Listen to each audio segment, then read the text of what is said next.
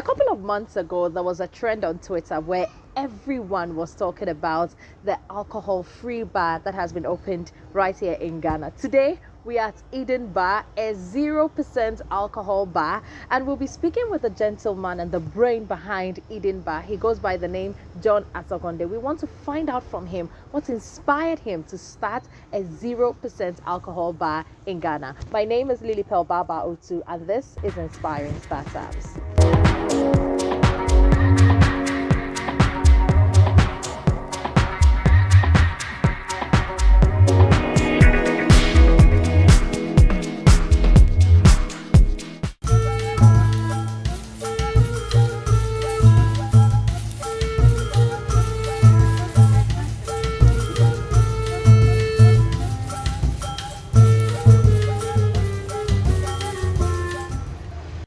So I've been joined by John, and yeah, let's zoom straight into the conversation. I don't even know whether to welcome you or you are or you're going to welcome me. Yeah.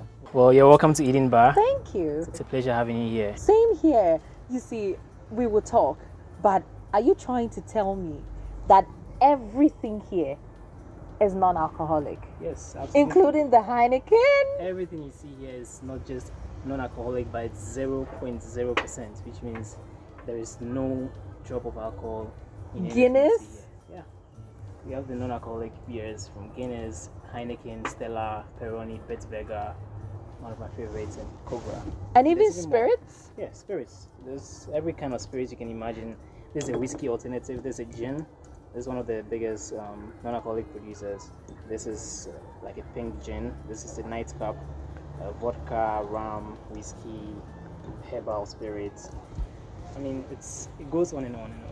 I'm stunned. Yeah. And you're doing an amazing job. And this place is beautiful. Now, let's have this conversation. Why Eden Bar? What inspired you to start a 0% alcohol bar? Well, the inspiration came from my own need for a space like this. After I quit drinking some 4 years ago, I quickly realized there weren't any places to go out in Accra just to have fun or just to chill with your friends without the presence of alcohol or the pressures to involve alcohol in your night out. So I thought, why not create a space like that? Because I felt there might be other people like me out there. And yeah, truly, after we opened it, we realized several people out there don't drink for different reasons, either for their faith, their values, pregnant, health, and then they still want to go out and have fun. So yeah, that's what we're able to create, and you see Eden Bar today. Wow. All right, so tell us who John is. When we think about John, when we see John, what should come to our minds?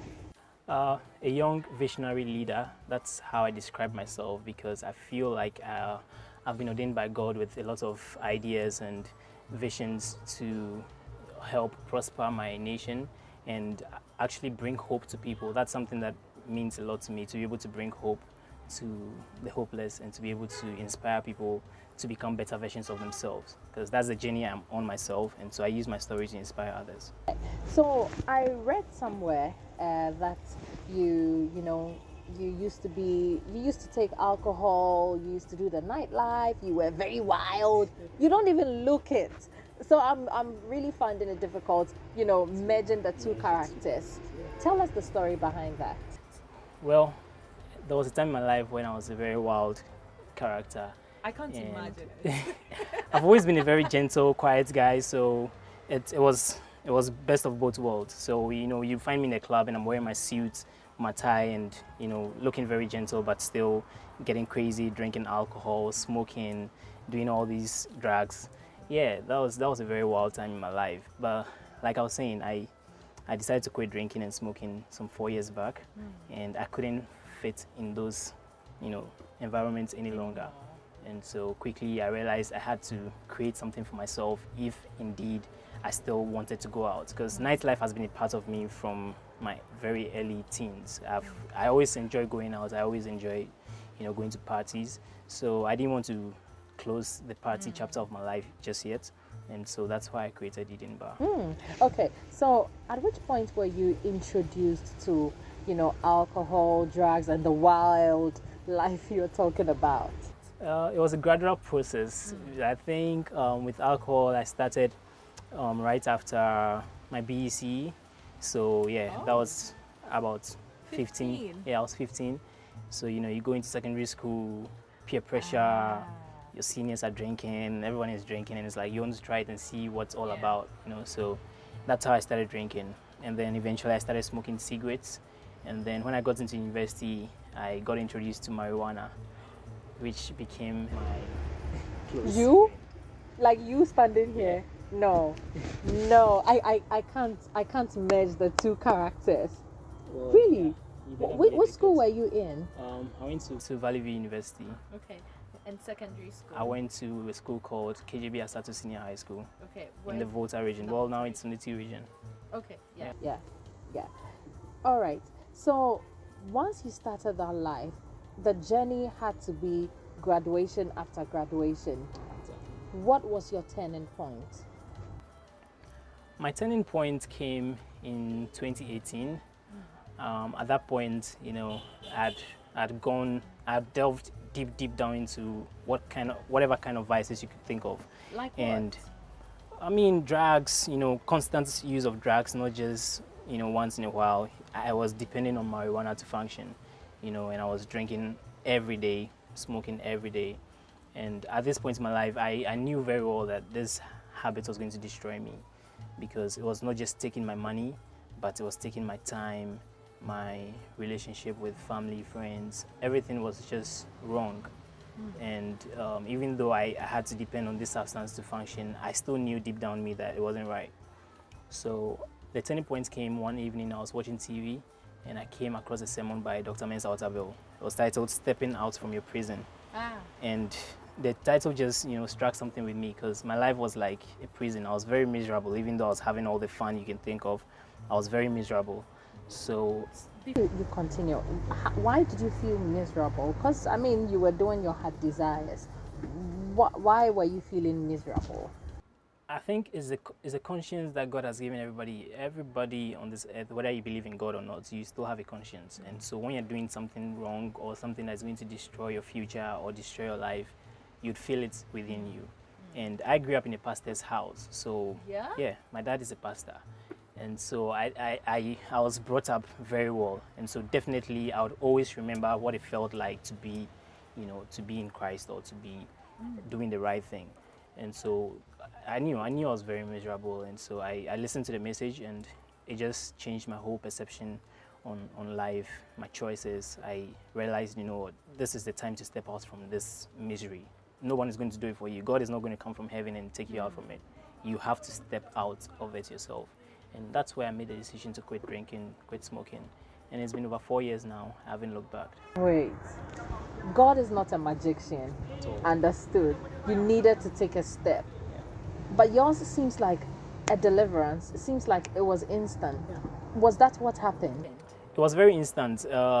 So I remember very well my last piece of weed I was smoking one evening like that, listening to a word by Dr. Mensa Otabil. And then I just felt it within me. This is the time. You need to step out of this. No one is going to do it for you. You need to actually go out there and stop it once and for all. So I went into my washroom, flashed the last piece of joint, took out. I had a lot of alcohol in my room because there was always alcohol there. I took out all the alcohol, I poured it out, and yeah, that was it. At this point, were you living by yourself? Yes, I was living by myself. How did your family know, first of all? Yes, That you were involved in such stuff. my family knew. Of course, they didn't know from the beginning when I started. My parents found out about my smoking habits like 3 years into smoking. 3 years. How were you hiding it from them? I was doing my best. Like I said, I was a very gentle guy, so you'd see me in my suit and I still have weed in my jacket or something. So you'd really suspect that I'm a smoker. But they found out because a friend of mine actually snitched on me. He told my aunt about my smoking. He even showed my aunt where I keep the weed in my room, because my parents don't even live in Accra. So when I visit them, this guy knows where I keep the weed when I visit them. So on one of those occasions, I think Christmas, I visited my parents and then my mom went actually into my room, took the weed out from where I kept it, and she confronted me. So I couldn't even lie because she has evidence, clear evidence. Wow. And yeah, that's how they found out. And that didn't make you change? That didn't change. That didn't change anything. How was her reaction? Sad, disappointed. Yeah, but they advised me to stop and they prayed for me because I told you my dad is a pastor, so definitely they prayed for me. But it didn't change anything. And that's another thing I want people to understand, that your dad can be the holiest of holiest or a pastor or a bishop, but it doesn't, the grace doesn't automatically transcend onto His you. calling wasn't a Yeah, you conference should, call. exactly, you should individually still seek God's face. Yeah. Their prayers will do magic because look, there were several times I had accidents because I was drunk or high driving, and I didn't die. And I believe, their prayers all these years were the things that were keeping me. But to be saved is something you have to do, on your own. Work out your own salvation. Exactly. I like that. So now your parents are aware, your family are aware. How was the relationship between you and them like? It was good. I mean, my parents are very understanding. They know exactly what this world is, and they understand how young people are with some of these things. So it wasn't a very difficult moment. And because I think I promised them I was going to stop, and I didn't stop anyway, but they thought maybe I stopped. It was years after, I think 3 years, because I smoked for a total of about 6 years. So it was 3 years. All this happened because you were transitioning into secondary school. Secondary university. Yeah. Secondary university. So it kept growing gradually, and then you became like a guru in the field. So to speak, yeah. Yeah. Did you have friends that were doing this with you? Yeah, I did. This kind of habits always goes along with friends. Peer pressure. You get introduced to smoking through a friend. So yeah, I had a lot of friends. My hostel back in university, that's all we did. We wake up in the morning, we smoke, we drink, we party, just that. So at a point, we didn't even care about lectures, and this affected my studies. There was a semester I failed about 4 courses at once, just one semester, F, and it was disastrous. But yeah, I still came through it. Wow. You have a very inspiring story, and you don't get many people coming out to tell this kind of story because, the stigma and the judgment and all that. True. When you broke out of this habit, how was the relationship with your friends like? How did it turn out? A lot of them didn't believe it because it was too dramatic and too sudden. Yesterday you were smoking with John. Exactly. Today you come and John tells you he's not smoking. I've changed. So it was crazy. Some of them thought maybe I was going through some depression or something. So Charlie, give him some 7 days or some few days, you come back to it. 7 days passed, 2 weeks passed, a month passed, and John. And that was it. That's it. No way. Wow. That's really interesting. So were you still friends with them?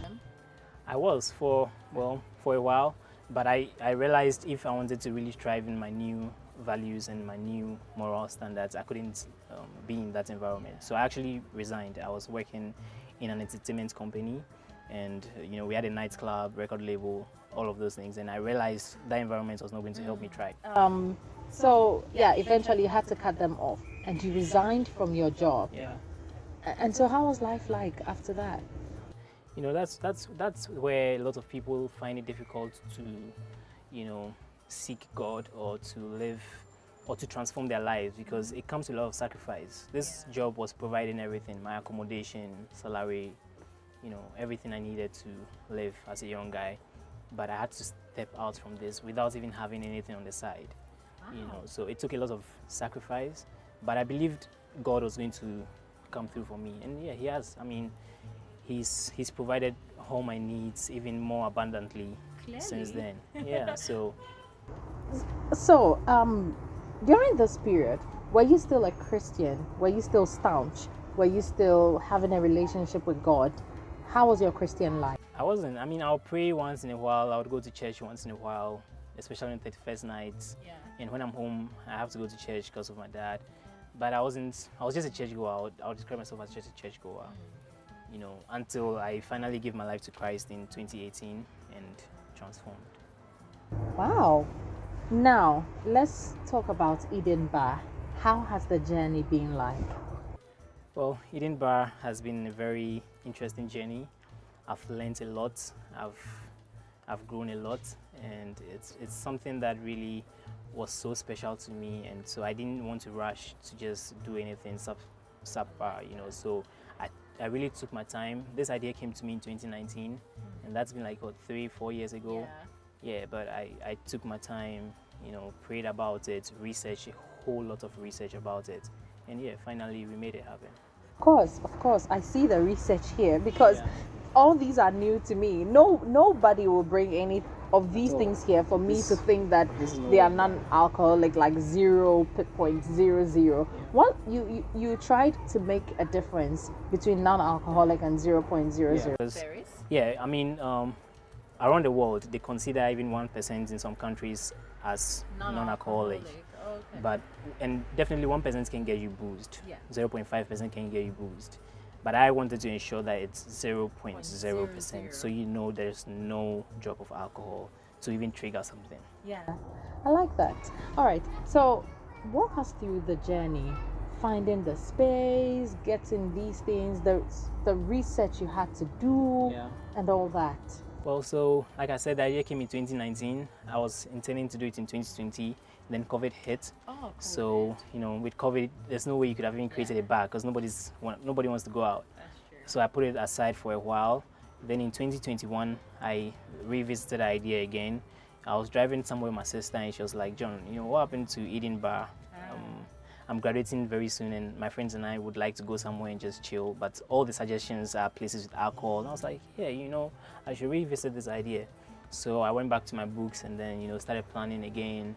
And yeah, from there, spoke to friends, met a couple of friends here and there, church fellowships, and yeah, we came together and put our heads together and made it happen. And you got this space. Yeah, I got this space through a friend I met in Full Gospel Businessmen's Fellowship International, which is a chapter I'm a member of. Yeah, and he's been very helpful with. You are blessed. You're very blessed. Now, when the news broke on social media and you were trending everywhere, there was this subtle conversation beneath the conversation that it is a Christian place, and when you come here, you are coming to pray and drink, and sugar, and your blood pressure will go high, and there's the subtle fun side to it. I saw all of it. You did? I saw everything. First of all, how did that make you feel? It didn't really get to me because, like I said, I spent a lot of time researching this idea. So I already knew what I was going to do. I knew the reaction people were going to have towards it, because even around the world, it's a new concept. There are just a few non-alcoholic bars across the entire world. So I saw those and I was just laughing. I mean, if you saw me then, I'll go through my Twitter especially and just laugh at those comments. And yeah, I didn't let it get to me too much because I knew exactly what I wanted to do. And Eden Bar is not a Christian space. I think people relate it to being a Christian space because of my personal journey and my personal story. But Eden Bar is for anybody and everybody. You come here just to enjoy the nightlife, the bar, atmosphere, without alcohol and without smoking. That's just it. So it means that you play all the songs. Yeah, we have. You jam and boogie, and you should be here on a Friday night. I'm definitely coming here on a Friday night. night. We have DJs passing through. We play everything. We play high life, Afrobeats, reggae sometimes. Yeah, rap. So it's a typical bar. Yeah. We just don't serve alcohol. Exactly. I got the concept. Now, yeah. Another thing, do you serve just non-alcoholic drinks or cocktails? Do you do other things on the side? Yes, we actually have food. So this is a full bar and lounge, or restaurant as you'd call it. So we have a kitchen. We make food. Our chicken wings are the best. Yeah? I don't think anybody has better chicken wings in Accra than us. I like that. You can take away on that. So come try it for yourself. Yeah, we have kilewele, we have rice, we have noodles. We have quite an extensive. Every day, everything we can think of. Yeah. Everyday meals, you have them here. Have them. So it means you can pair it with your drinks, exactly. All your we have dancing. Something we call chicken wings and beer on Tuesdays. So you can have a beer with our chicken wings, and the combination is really good. So there is beer that has no alcohol. Yeah. Oh my God! But so wait, how does it taste like? Does it taste like the same, but then it just doesn't have? The Guinness, for instance, is really bitter. Because Guinness is bitter. This is a drought, so it's bitter. The Heineken is a bit lighter, and yeah, Stella, Peroni, they all taste like the same. So I've never had Heineken. Yeah. I've tasted Guinness, the cock, because I don't like alcohol. I don't, to be honest, I don't know why people take alcohol. Because it's not nice. But yeah, but people do, and it's never tasted nice in my mouth. But I would love to try these ones that don't, have alcohol, and I would like to just have a taste of it and imagine how the alcohol, the alcoholic ones Right. taste like. I'm gonna make some cocktails for you, Okay. so you'd be able to enjoy some of our special. Sure. cocktails. So while you do that, we're going to take a quick short break, and then we'll be back.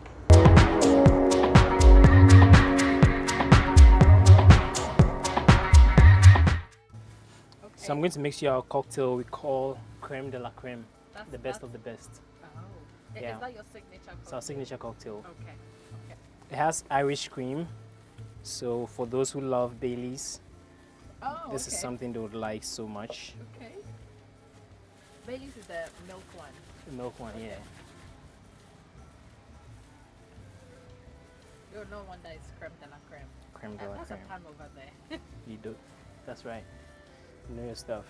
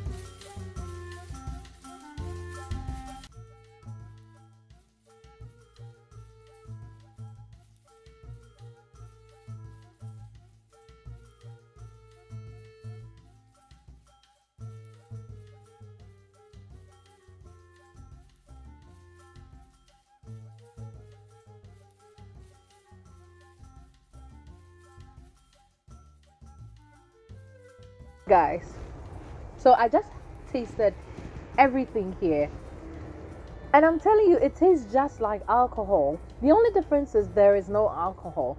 I don't think there's any difference because they are bitter. So this brings me to the conversation that was going on, that these are sugars and Not these at are all. just cocktails, and these are. Please tell me something about. The thing is, it's not by chance that all these multinationals like Guinness, Heineken, Martini are all going to non-alcoholic space. It's because they've realized people don't want to drink alcohol for especially health reasons since COVID. So most of these drinks are actually lesser in calories, some of them with no sugar. Really? Yeah, so the Heineken, for instance, has less calories than the original with the alcohol in it. And most of these drinks are also without sugar, or even sugar at all. It's just purely organic. So yeah, our drinks are really not anything. And you can testify yourself, you tasted most of these. And Yes. Yes, I mean, I also felt that, oh yeah, I mean, it's non-alcoholic, 0% and all that, but I was thinking that they were going to taste like sugars, like sweetness or sweet drinks, but Not at all. they don't, you guys, they don't, and I'm very glad that I get to witness the fact that they don't. So please, pass through this weekend, right? Pass through this weekend. Fridays, please tell us your opening We hours. open from Tuesdays to Sundays, and we open from 5 p.m. and operate into the midnight. So on Wednesdays we have game nights, Thursdays we have movies, Fridays we have karaoke, Saturdays sip and paint. So you see the paints behind me. One of our clients painted that on our sip and paint night. Yeah, so it's a whole lot of activities here. It's never a dull moment. I like that. Where can we find you? Can you give us a vivid direction to this place? I know, like you said earlier, when you put Eden Bar into your Google Maps, you'd find it, and the closest landmark is the Alabaster Church. It's just adjacent to us, and yeah, you can find us here any day, anytime. Okay. Social media handles, contact details. How do we reach you? Eden Bar GH everywhere: Instagram, Twitter, Facebook, Snapchat, TikTok, LinkedIn, everywhere. I like Just that. Eden Bar GH, and you should be able to find us. You can contact us also on 0244 370 760. Yeah. Take that again. 0244 370 760. Okay.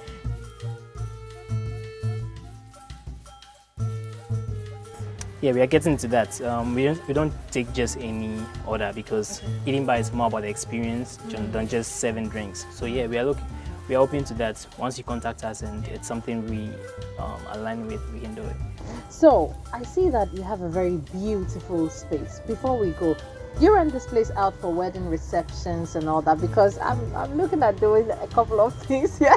Yeah, I mean, like I said, just hit us up. You know, either you go to our website, you can actually reserve or make your inquiries on the website, or you just call or walk in, and we can discuss and see exactly what you need, and we might be able to help you.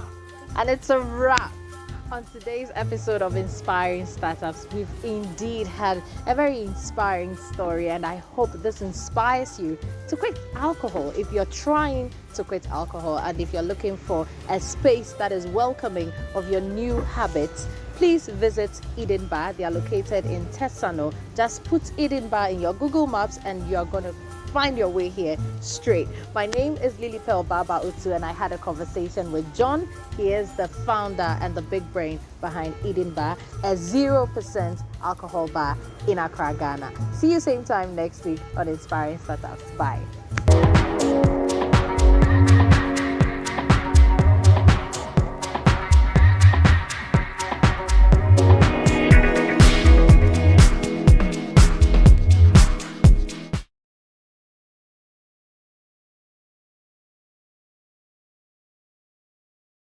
Hello, everybody. You're welcome to another episode of Inspiring Startups, brought to you by the Business and Financial Times. Today, we are at Sea Line View, located at McCarthy. They make the best meals, but we're going to be having a conversation with one gentleman who has decided to be innovative in the delivery service space. Come along with me. Let's talk to him. Sea Line View is a space that provides you with a complete package for relaxation, entertainment, delicious food, and an amazing view of the Atlantic Ocean. It is made up of a restaurant, beautiful African themed rooms, a spa, and a well-kept garden for all event needs. Sea Line View is here to provide experiences for the people of McCarthy Hill and its surrounding environments, Accra, Ghana, and beyond. Sea Line View is located at number 6 5th Avenue, McCarthy Hill in Accra. Opening hours are 7 a.m. to 12 a.m. For further enquiries, kindly send a message to the Instagram page Sea Line View GH or call 055 175 7070. So I've joined Dimitri Opoku here at his table at Sea Line View, located at McCarthy, and we are here to talk about his company called Miles. He's going to tell us everything about it. It is a delivery service company with a little twist to it. You're welcome, Dimitri. Thank you for having me. First of all, your name. Yes. Yes, Dimitri. I don't think I've ever heard a name like that before. It's Yeah. my first time. Yeah. And I should believe that it's a lot of people's first time. Don't bring the periodic table. But anyway, tell us about yourself. Tell Okay. us about yourself. Sure. Your full name, where you grew up, and then where you had your education. Sure. So my name is Dimitri Opoku. I grew up in Ghana. I was born in the U.S. Been in Ghana. Had most of my basic education here. After high school, I moved to the States to have my bachelor's degree, and I've been living there since. Okay. Where was your high school? Marley School in Hull. Oh, okay. And what did you study in school? So yeah, I actually was a visual arts student in high school, but then in college, I actually obtained my bachelor's degree in management information systems. I know it's totally different areas, but Wait. go ahead. What brought that? Like, why did you do information? Why? What's there's like a vast difference. For sure. So I can get into it. So originally when I applied to college, I wanted to be a computer science major, but I'd realized the physics and the math wasn't something I could really handle.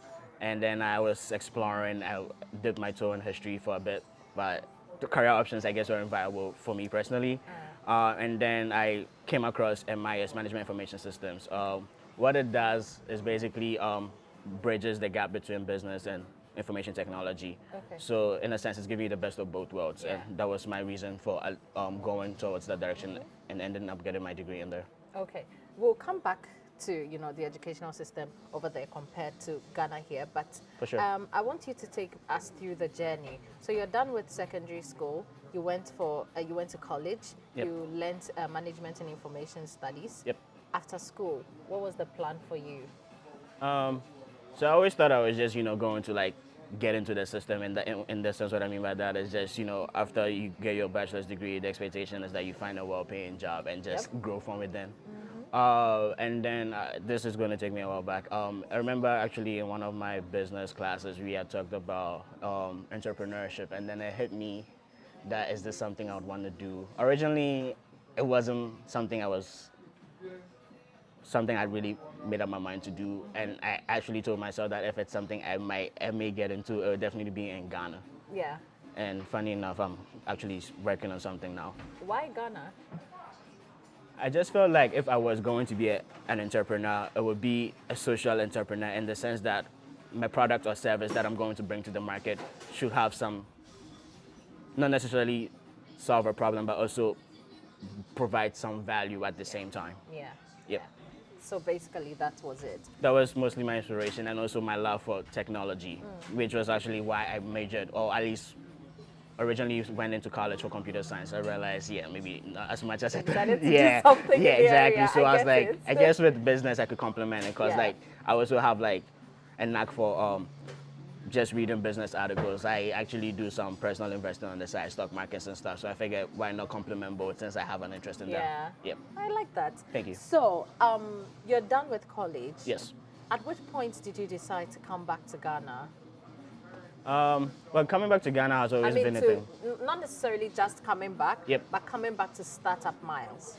Okay, so I think this idea really came around during the COVID, when COVID lockdown actually went into effect. I believe was March of 2020 Yeah. for most places. Yeah, that's when so actually before that, the Ghanaian tech scene is something I've always been keeping an eye on, and I'm actually impressed with the work that they're doing this for, particularly in the logistics last mile delivery Yeah. space. So going back to what I said before, during the COVID situation, I saw that these types of services were very viable, particularly in Ghana, because it facilitated the movement of goods and services Yeah. to and from. Yeah. However, a gap I detected was really where the inspiration for Miles came from. The gap I detected was that some customers usually are waiting at home for packages, which could be inconvenient because that's time they could be using to do something beneficial. So And you don't know where your order is and exactly, all that. those are the underlying issues as well. So I came up with this idea. Actually, I took inspiration from a similar type of service that is operating out there. Okay. That maybe if we were supposed to provide like an alternative address, Yep. in the sense a pick-up drop-off point, that if a customer is not going to be at home due to other activities they might engage in, why not send the package to an alternative address that will be secure Yeah. and convenient for them as far as like how they'll be available to pick it up. Yeah. If we could set a system in place for that, maybe customers would be willing to use this service. That's actually very innovative, because we've had tons and tons of people who complain about the fact that their deliveries don't arrive on time. Right. Or even in time. Yep. So they are just waiting since morning. Yep. and they call the company and they're like, oh, it will come. Then the delivery guy has to do some other deliveries somewhere before Right. coming, and it arrives late, and then it wastes your whole day. So that's actually very innovative and quite impressive. Thank you. I want to find out from you now, how did the whole Miles company start? Just walk us through the journey, and even why the name Miles. Okay, so I can get into the name real quick. So Oh, there was a pun intended over there. I'm glad you figured it out already. Good job. That was partly it, and also Miles happens to be the name of this old Spartan king. I'm into like Greek mythology, history, stuff like that. Okay. And Miles also happens to be the name of this old Spartan king. He's not really known for anything per se, but I guess that was also the inspiration for the name Yeah. and the pun, like you addressed. Okay. Yeah, exactly. All right. And then how like this actually started to become a thing, or at least to get to the point we are now, is I basically came up with the business plan, like put something on paper, how it would work, the necessary things I needed to see it through, at least to get like some sort of working version of it. And then the next thing was obviously putting up a development team. My knowledge in MIS has been very impactful, particularly in this area. Unfortunately for me, I wasn't very hands-on or didn't take in a lot of coding classes, so I knew I had to bring in people who were experts in that area. So I kind of took a unconventional way to it, if you think about it. I reached out, I just went on my LinkedIn page, put on a couple of filters, and just went through the list of people I thought would be good partners to bring onto something like this. Yeah. And I met one guy, Ben. We communicated, we set up a meeting, communicated. He was intrigued on this service and the impact it would have, particularly in the Ghanaian market. Yeah. And he was basically my first developer that I brought on. Oh. Through further communications, I was able to grow the development team. And then as a result, we were able to come up with a plan as to where we want to be within this time frame. So it involved a lot of meetings, doing works, setting up Scrum meetings to build the product, and then constantly checking in with the development team to ensure that they are meeting the acceptance criteria. So yeah, all of that led to us building a working version within the space of 6 months. Oh, wow. Since incorporation, which was something we started July 2021 of last year. We were able to come up with a working version of the service at the end of the year, December. Wow. Yep. Congratulations. Thank you very and much. And now Miles is here. Tell me about Miles. How does it work?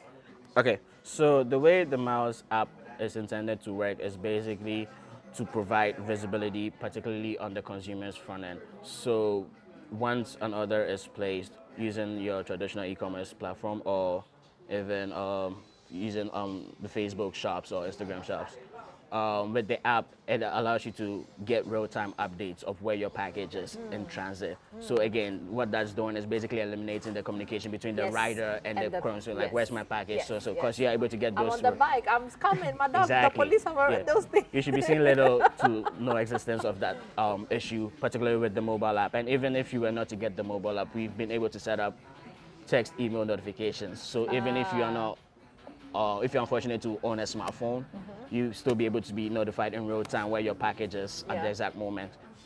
And again, we complemented it really with the pickup drop-off concept. Again, assuming you know you are going to be at work for this time period, but you also need this item at the same time.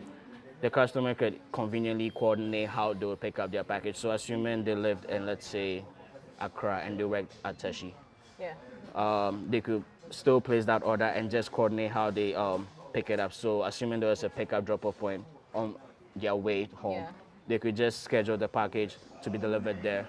Once they get the confirmation that it's there, on their way back home, it's just a matter of making a stop there to pick it up and continue back home. Yeah, I get that.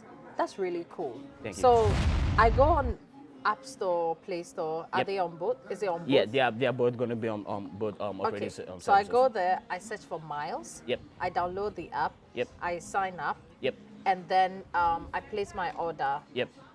Can you tell me about charges? Does it mean, with this innovative part of it, Yep. does it does it make the charging competitive? Are the charges lower? Are they the same? What goes into pricing for the charges? So at this current stage, the focus really is more on convenience. I feel like with the pricing, it might be competitive in the sense that the way the pickup drop-off concept is Yes. being ideated is that our partners, these are any retailer, anyone who sells items in their store. So you can think of a barber shop, a bookshop, a hair salon. The idea is that we are going to sublease some space in their area so they can hold The packages. packages. So right then there you see the benefits for the retailers Yeah. because we are basically giving them visibility Yes. and also some source of revenue because they are subleasing a piece of their estate Yes. for us to facilitate the service. So that's the benefits, at least on the partner side. And on the consumer side, it's just the convenience and the security. The partners that we are going to set up as pickup drop-off points, we are going to ensure that these are secure locations that packages can be picked up from conveniently and seamlessly from the customer. So that's something that's going to transfer, I guess, both on the consumer and on the pickup dropper side. All right, so I want you to elaborate more about the change of location, drop-off, pick-off point. If somebody lives, let's say, in Teshi, as you used earlier, and now the person changes location because they have to be at work or they have to do something, and then they leave, and then they change the location, but the delivery guy is already on his way and routes the place. When they change the location to a place like La Paz, how does it play out for both the consumer, the rider, and even for yourself as Miles? So the whole pickup drop-offs concept really was set up to provide that flexibility for the consumer. So to answer that question, like in the event where a customer's location has changed, so they want the pickup drop-off location changed from like say Teshi to La Paz, we have the system in place to facilitate that.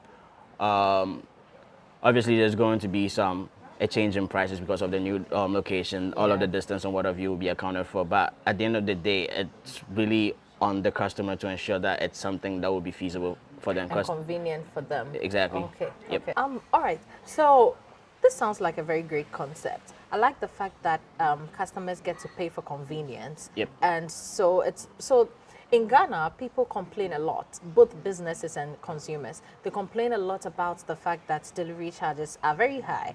Now, if I'm paying for something this expensive, then it should come at my convenience. It shouldn't be something that it will be at my expense. So Yep. I really like the fact that Miles has, bridged the gap over there. So now all I have to do is change my location, do whatever I have to do, and you take care of it. Essentially. And you've assured us of security of the drop-off points. So moving on, I want to find out what your challenges have been with Miles. So at the stage that we are, I think it's very important that we are able to bring in the necessary people with the skills just so we are able to take Miles to the place that it needs to be. I can say that's been a challenge, but I feel like if we take the proper plans, we plan ahead, or we'll be able to know the skills you're looking for, and then as far as like the time wastage on that part, we are able to like execute. A good example would be a recent person, a new person I brought in. Well, he's actually been with the team, but because I knew what he was capable of and the work he's done so far, I was able to see that he would be a good fit for the role. So that basically streamlined that whole recruitment process to like a few hours, if you ask me, because I feel like that's time that we could put to building or making the experience better for customer versus just making sure that we are bringing the right person in. Yes, yes. I'm actually surprised that you mentioned you took your challenges from this aspect, because most of the time people see funding as the major challenge. How are you funding Miles? Currently, we are doing it's bootstrapping. At this stage, I think it's working out for us. But if we see the need to look outside for some source of funding, we will definitely take it. Great, awesome. I want to find out how education has, helped you in your journey of establishing Miles.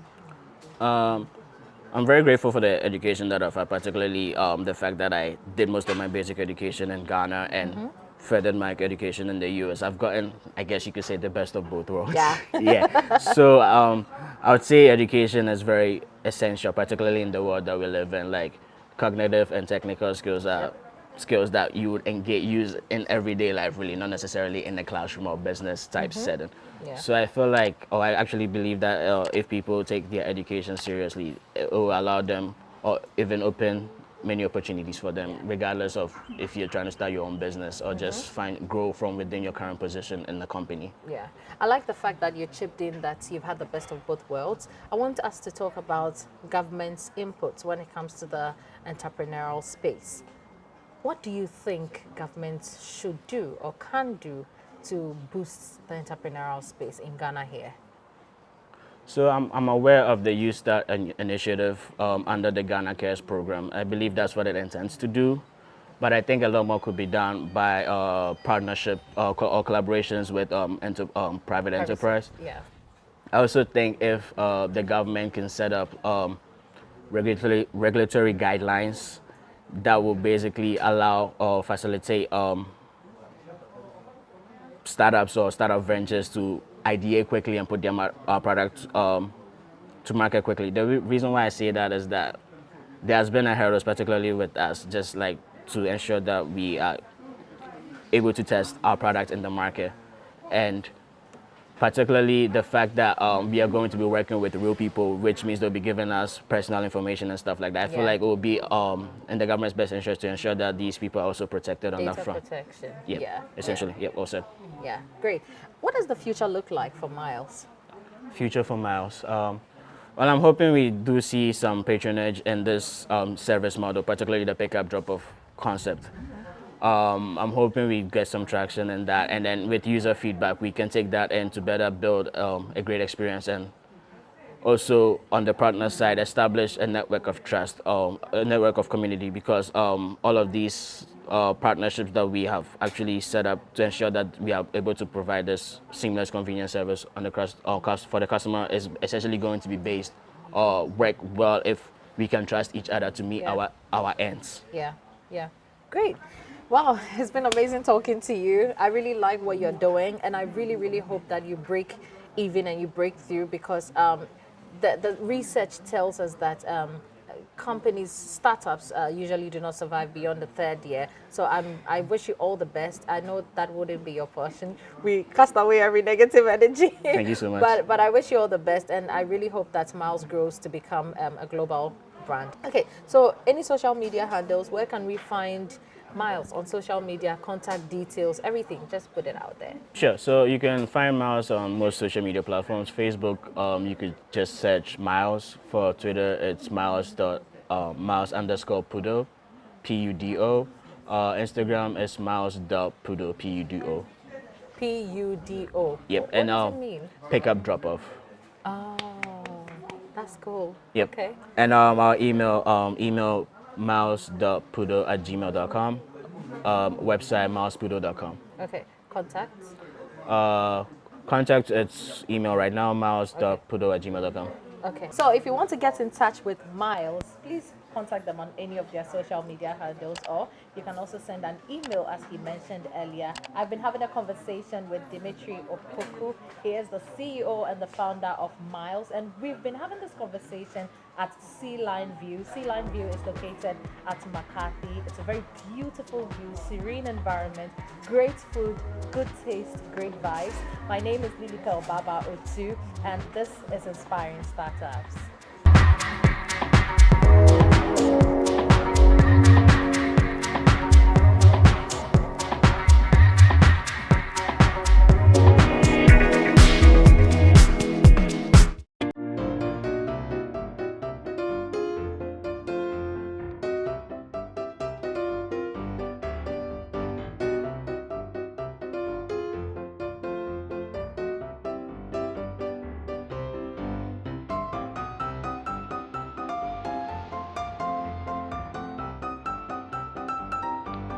My name is Kwekwa Gbesi. I'm the Chief Executive Officer of Jobberman Ghana. So at Jobberman, our main role here is to make sure that we pair the employers and the employees. Okay, so we have created this fantastic platform where employees can put their profiles on our platform. Employers can go in there and use those profiles to shortlist the best candidates for the role. One of the things we noticed in Jobberman as well is for every role that is posted on our platform, we get over 200 200 applications. In order to make the job easier for a customer, we have introduced all these other tools to help them to shortlist the best candidates. One of the ones that one of the premium products that one of our flagship products is what we call the assessments product. So what the assessment does is any candidate who applies for the role will be required to take a 30-minute assessment, and based on the results of the assessment, you can use that to shortlist your best candidates. We have 4 levels of proficiency. We've got the beginner, the intermediate, the proficient, and the expert, with scores of 0 to 25%, 26 to 50%, 51 to 75%, and 76 to 100% respectively. So if you get your 200 candidates to take the test, and you decide as a company you just want to take the people who have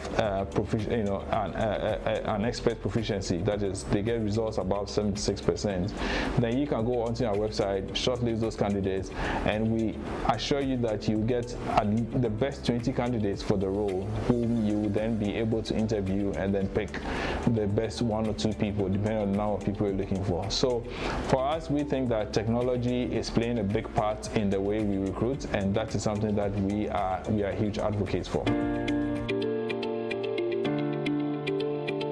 That's a great question, and to be honest, we have gone through our challenges as well as a company. During the pandemic, before then we used to charge customers for putting jobs on our platform. We decided, to alleviate the pain that a lot of companies were going through at the moment. We decided to make it free for a lot of these companies. So we started what we call a Unity in Adversity initiative. Okay, and what that means is we were allowing customers to put their vacancies on our platform at no cost to them.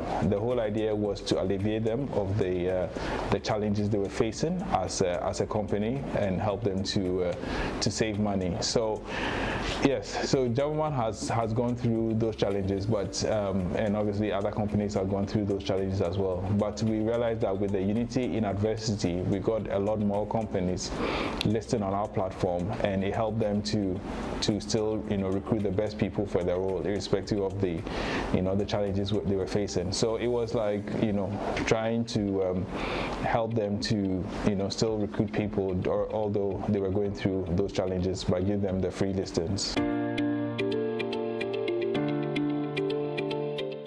Yeah, so we realized that there was a reduction in the number of jobs which were being put on our platform initially, obviously because we're still asking for customers to pay for their listings or for their jobs. But as time went on, so we're talking maybe end of March due April, we saw a drop. But when we introduced the Unity Adversity initiative, where customers were posting free of charge, we realized that there were more postings coming up on our platform. So I'll say yes, we went through a dip, and then there was a huge rise in the number of listings, and we realized that a lot of companies came to us now. So I think we did well when it came to acquisitions in terms of new companies.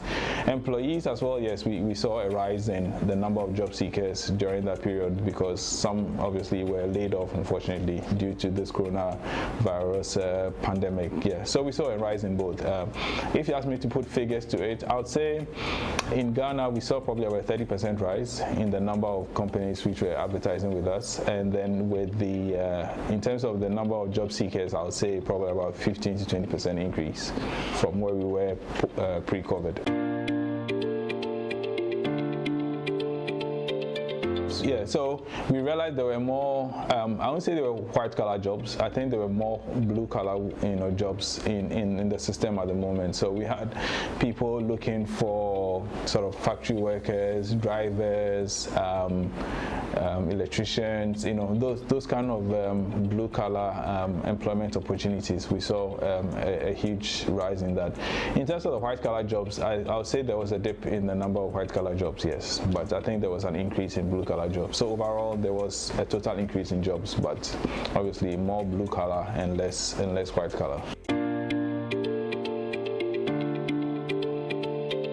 Yeah, so we started in April, and the idea was to do it for 3 months, but obviously we realized that the effects of the pandemic hadn't worn off completely, so we decided to extend it for another 3 months. So we are looking at ending it at the end of September. So we've been running this promo for the past 6 months now.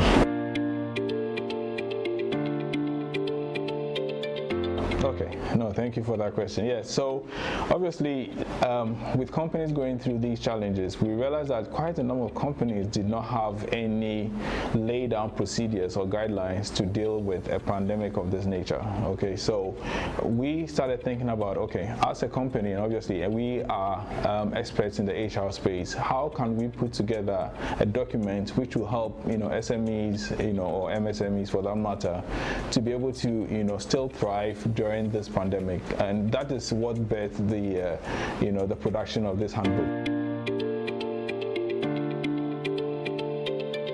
So really, the handbook is to help companies, okay, to obviously still employ people, retain them, okay, and then obviously make sure that they are the employees' welfare is still at is still a priority for them. So that essentially is what the handbook about. So if you look at the handbook, it really has 6 main topics. One is, first of all, the hiring decisions, which is basically how to go through the hiring process during this period, okay, and then it talks about the remote working policies and tools. So how do companies still remain viable through remote working?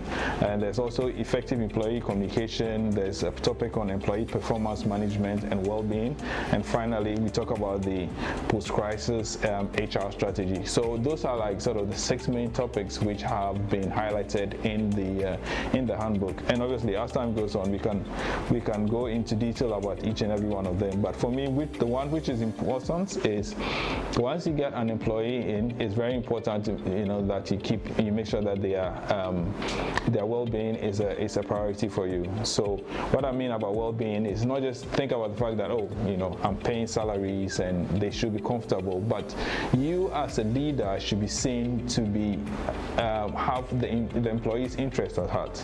Okay, so for example, with me, what I tend to do is at least once a week, I just go through the list of employees and in Joboman, and I just call one of them and we just have a chat, nothing work related, just a 15-minute chat, just talk about how are things, what can I do to make you more comfortable, things like that. Okay, in addition to that, another thing that we do here at Joboman is obviously since it's during these corona times, every employee who is celebrating a birthday gets a birthday cake from Joboman. Okay, so we order a cake from one of these cake providers, and we get it delivered with a birthday card, and just to say happy birthday, and we thank you for all the great work you're doing despite these challenges. So those are little things which I think employees appreciate a lot. Picking up a phone call as a CEO, because if you think about it, as a CEO, and you have maybe an analyst or someone who is fairly junior in your team, you hardly interact with these people, because you probably be interacting with the people who report to you, which are probably the middle managers. So maybe the head of sales, the head of human resources, the head of customer experience, or your head of your campaign manager, for example. Those are the people that you relate to.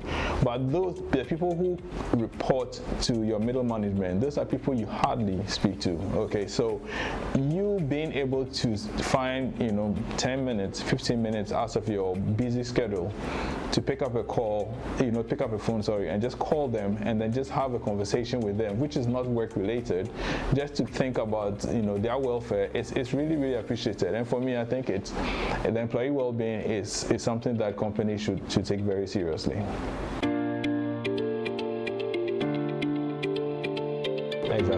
Exactly. And for me, I think that is where technology plays a big part. We use technology a lot in our day-to-day processes. Okay, for example, with us Joboman, we have this channel called Slack, where everyone who works for the Ringia company is on Slack. Okay, and I am here in Ghana. I can send a Slack message to a colleague in South Africa, for example, or in Kenya, or in Tanzania, and we can we can have a chat on Slack. Okay, we've got other tools. Hangouts is a really good one. Zoom is a good one as well. So for me, what is critical now is companies need to start thinking about the fact that a business is not just about having a brick and mortar space. Okay, you should be able to work remotely, okay, and still be able to be profitable as a business. Interestingly, my wife works for a company, and I don't want to mention the name, but since they've been working at home for the past 6 months, since April, and they're actually thinking now of abandoning their office building completely and just go remote 100%, because they have noticed that within the past 6 months, their productivity has not been affected by they working from home. So the question then is, why do we need an office space we can have maybe a temporary office space where we all get together and have meetings, but to have a permanent office space, they really do not see the need, because they are using all these productivity tools that help them to remain profitable. So I guess the point is, technology definitely plays a huge part, okay, and I think that companies should start thinking more about using technology in their day-to-day processes, and instead of the usual way of doing business.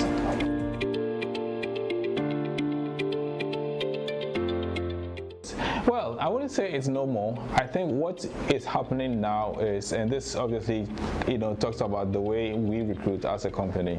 So on average, for every job listing that is placed on our platform, we get maybe about 200 or 250 applications. Okay, it's quite a lot. Now, think about it. You as an employer needs to sit down and sift through each and every one of these applications and try to shortlist the best candidates for the role. Okay, and that is where we come in, because we have set up these tools which enable you to be able to shortlist effectively. One of our our premium products at the moment, and in fact it's Jobberman's flagship product. It's called the assessments product. Okay, now what the assessment does is we enable candidates to go online, take a test. Okay, normally that test will be about 30, maximum 45 minutes, just to test your technical skills in the role that you've applied for. So we've got over 50 tests for different roles and different functions, depending on what sort of role that you're looking for. And what we noticed is when candidates take the assessments, obviously you are rated, or you're given a grading based on your what do you call it? The assessment score that you get. Okay, so we've ranked it from 0 to 25%, which is for beginners, 26 to 50% for intermediates, 51 to 75 for proficient, and then 76 to 100% for an expert. Okay, so once candidates take that test, you can go online, look at the results of these candidates, and say, okay, now I want the best from our organization. So anyone who got less than, say, 75% is not going to be interviewed. And you realize that process alone can reduce the number of people that you need to interview by 70 or 80%. So if you assume that you have 100 candidates, okay, and about 20 of those are, get an expert score in the online test, it means that you can get rid of the 80. Okay, so now for the 20, you know that these people are technically sound. Then the next stage, obviously, is to start testing them on soft skills. Okay, then that is where probably the face-to-face interview comes in really handy. And once you do that face-to-face, then you can easily shortlist the best candidates for the role. So for us, the whole idea is to make the recruitment process more shorter, obviously more objective, because everyone has taken the same test, and ultimately get you the right candidate for the role. So we think that is the way to go when it comes to interviewing and shortlisting candidates for jobs.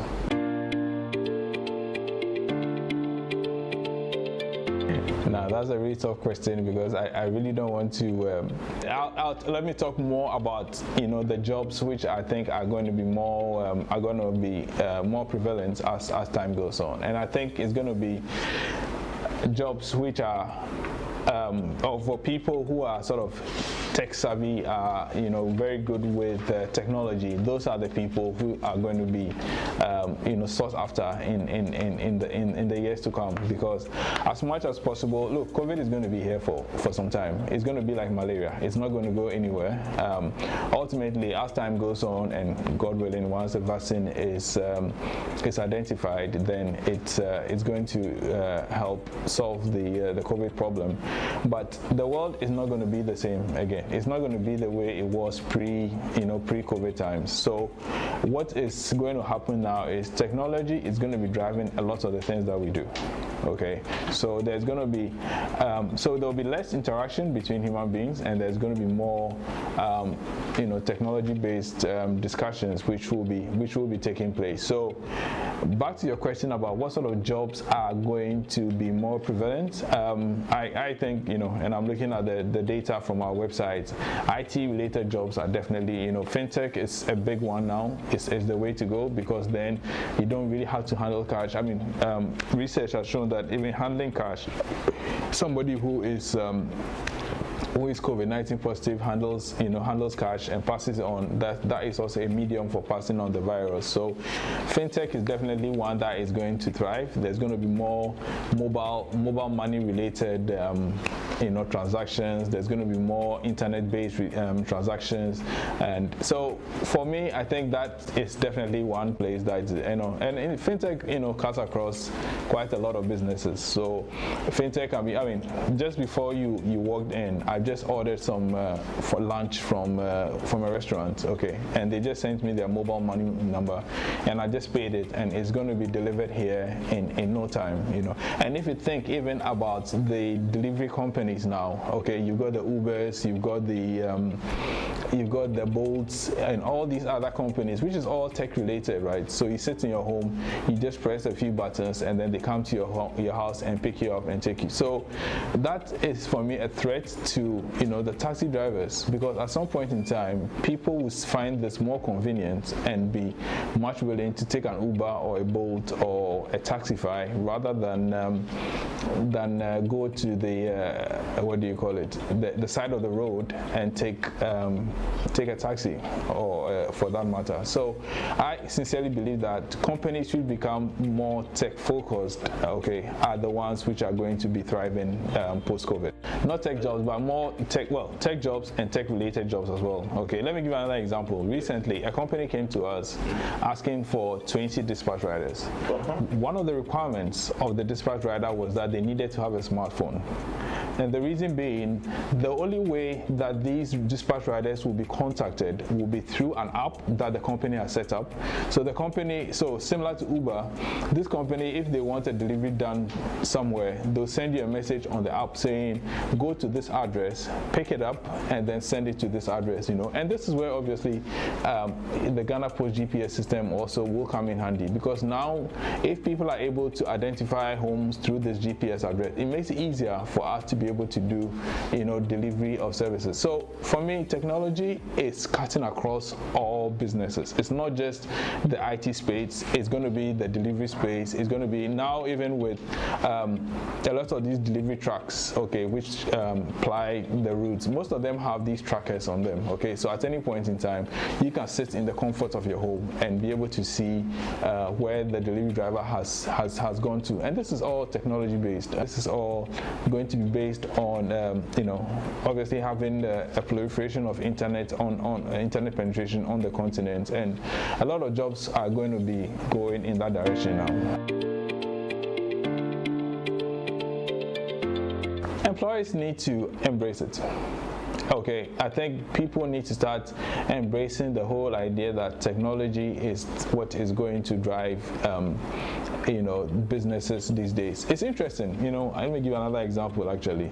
There's this website, I'm not going to mention the name because people might think that I'm doing PR for them, but there's this website which actually helps you to track your church finances.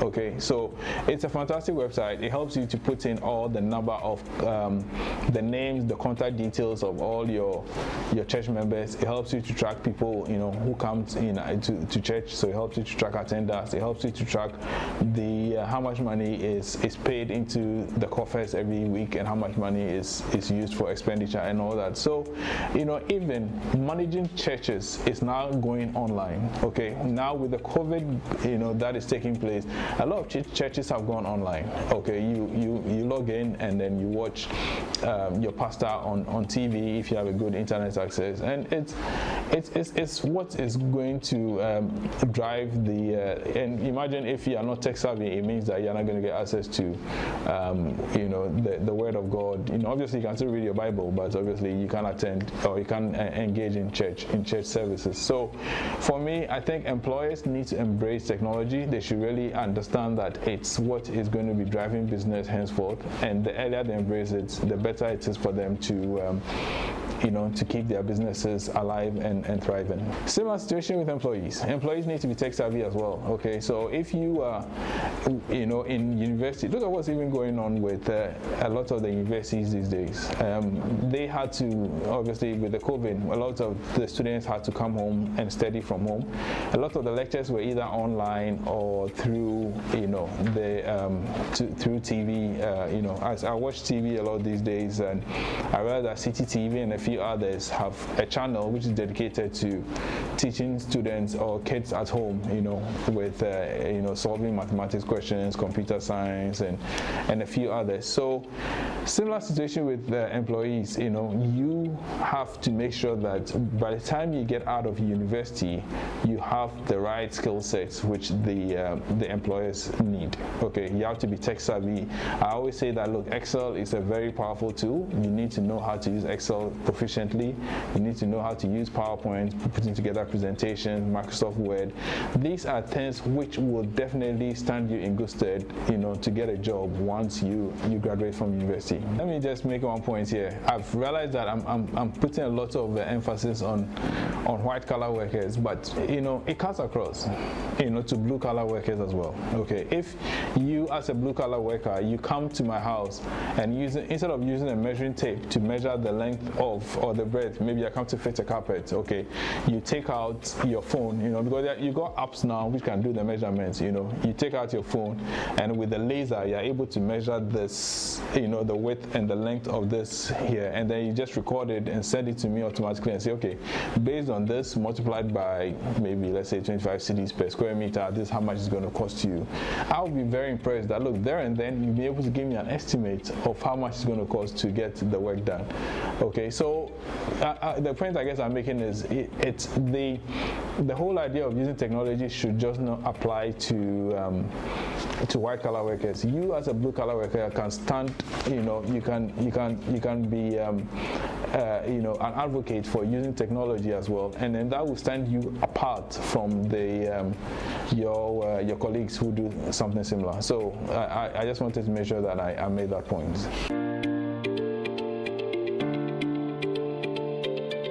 Yes.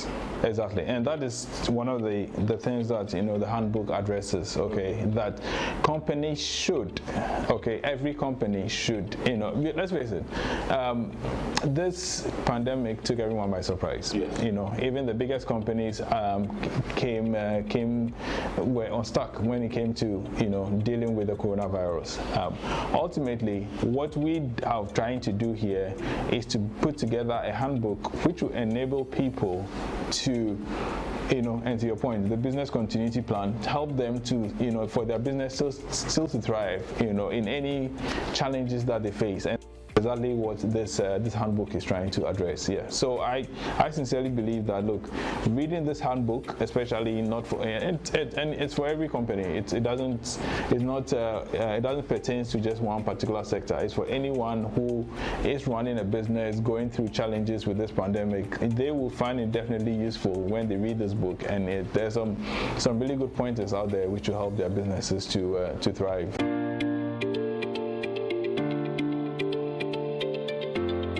I would say yes, it should be part of it now because, as I said, no one expected this whole COVID situation to arise, and now that it's come to the fore, a lot of companies are struggling. So in future, who knows what's going to happen next? Because there's bound to be another plague happening. Okay, maybe not to the same size as we have with Corona, but definitely there's going to be another plague somewhere. So for me, if you, as part of business continuity plans, you should be able to put in measures such that your employees do not have to be in the workspace to be able to continue being effective. And for me, I think that is something that should be included in the BCP. So yes, remote working should be a requirement. I think the government is doing their bit already. Obviously, I know the Vice President has been touting, using technology to do quite a lot of transactions. So I think they are definitely doing or heading in the right direction. What I want to see though is, not just slogans, but I want to see some of these initiatives by government being enforced. Okay, for example, at the moment, if I still go to the bank, they request me to put together a drawing or send them a Google map of my location. Okay, we need to get to the point where I should be able to just give them my Ghana Post GPS address, and they can use that to be able to open an account for me. So for me, I think the government is definitely headed in the right direction regarding using technology for a lot of the services that they provide. What I want to see more of though is for them to actually enforce these measures to make sure that the banks, the private sector is actually using the Ghana Post GPS address, for example, to verify the location of people, and for me, I think that will be the best way to keep to run the nation.